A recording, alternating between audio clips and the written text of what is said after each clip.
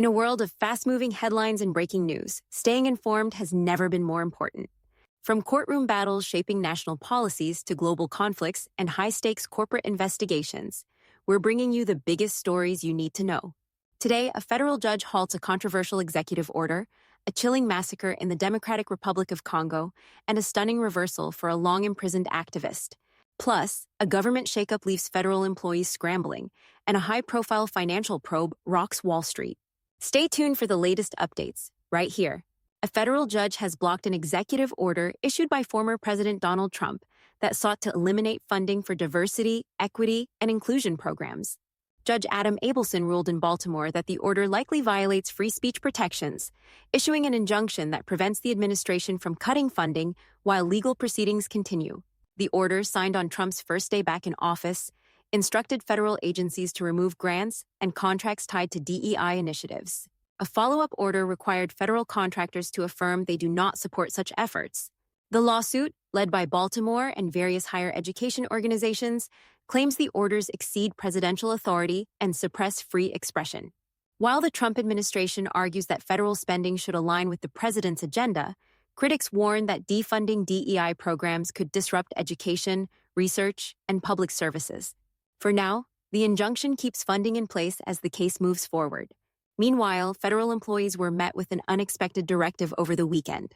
On Saturday, workers received emails from the Office of Personnel Management instructing them to submit summaries of their weekly work in 5 bullet points, excluding classified information, links, or attachments.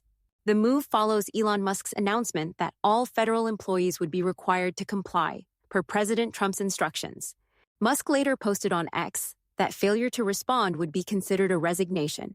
The emails, marked high importance, did not explicitly state that non-compliance would result in termination, but they set a deadline of Monday at 11:59 p.m. AT. Union leaders have advised members to wait for further guidance, citing concerns over those on leave or those working in classified settings.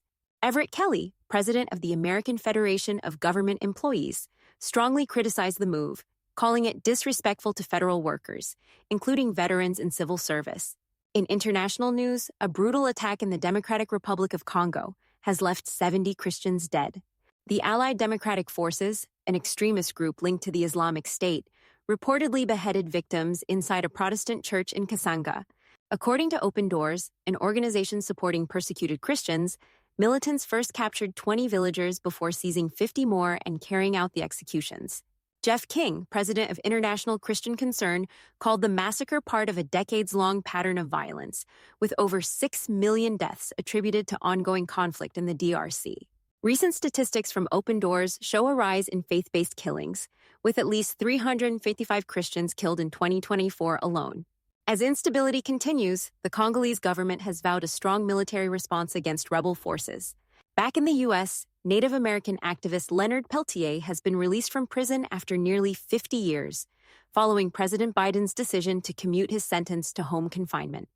Peltier, convicted in 1977 for the killings of 2 FBI agents during a 1975 standoff at the Pine Ridge Indian Reservation, has long maintained his innocence. His release has sparked renewed debate. Supporters argue he was a political prisoner, while former FBI Director Christopher Wray condemned the move, calling Peltier a remorseless killer.